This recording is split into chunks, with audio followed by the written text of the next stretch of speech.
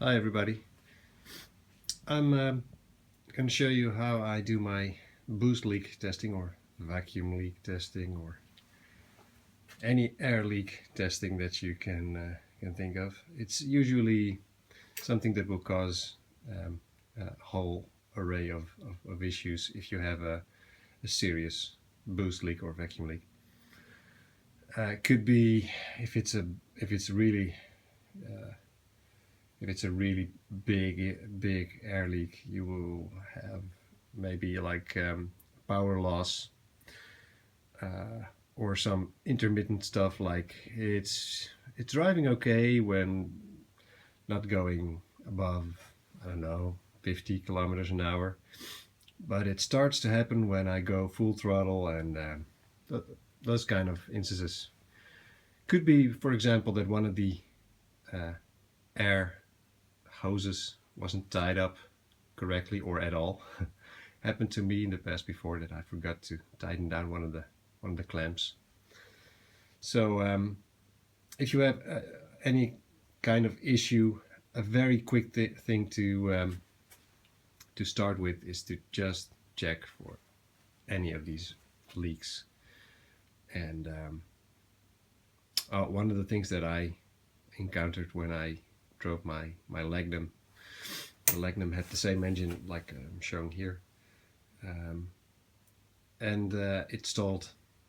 It stalled intermittently. I had no idea why. It's only when I was drove up to a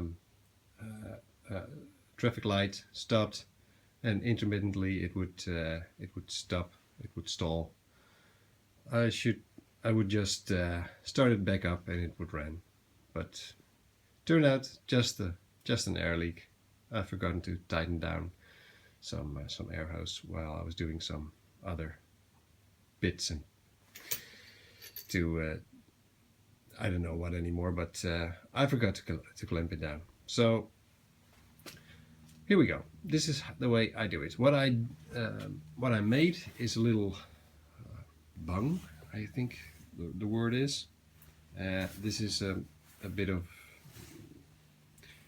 MDF wood. I don't know if that's the correct English name, but it's just this cheap wood, and it's actually held in place with a set of screws. And I've simply glued and hammered an air connector into it. So I drilled a undersized hole in it, hammered it down, and you can see actually the hot glue. And that seems to hold for, I don't know, many years now. So it does the job for me. Connected to that is a connector, which is actually probably the most expensive part that I bought for this. I think it was like 5 or maybe even 10 euros, not sure anymore. Doesn't matter. The rest of it was just a piece of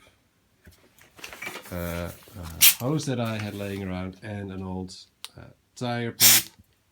And the nice thing about it is, well, it has a gauge on it, which I'm not really using, but it has this lever, so I can apply a bit of pressure to the system, because my air compressor will deliver up to 8 bar of pressure, which is much more than you would want to push into your system on the car. So without further ado, let's start show you how I do this. I already loosened up the clamp here. I already loosened up the clamp and now removing it. Okay.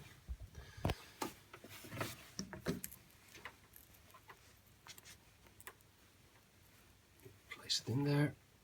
Get my ratchet. Where is it? Here it is. Now, not sure if this is gonna work with. It seems to be.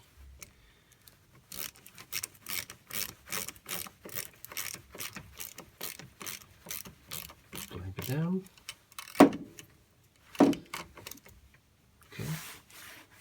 I first shot this little video in Dutch language, and what I actually did is I purposely made a little hole in this T-piece here in this hose, so it would obviously show.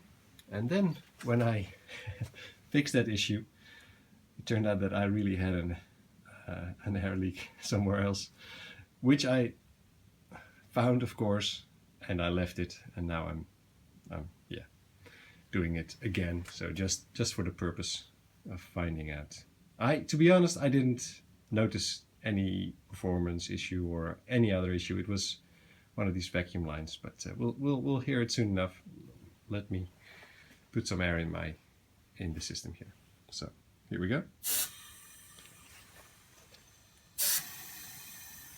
I think you can at least hear that. And what it turned out to be, of course you can feel with your hands from the area that you more or less suspect the sound is coming from, and it turned out that one of these was, I think I forgot to connect it back. I'm not sure if this is really visible, but it's on the throttle body. It's directly below the strut brace, and even, yeah, there it is. Okay, that's back on. So again, some pressure. Now we shouldn't hear any leaks, which we don't. So, well, there's in the background a very, very, very faint leak. I guess this might be from the turbo, or one of the turbos. It has two tiny turbos, this one. Maybe the wastegate, or I don't know. That's not really of any concern. Any of the big leaks is something that you really want to look into immediately. And this leak, like I said, I didn't even notice it, but this is such a convenient and cheap way to find out if there are any air leaks in the system, that it makes troubleshooting so much easier. So for me, this works perfect, and hope it will help you too. Thank you.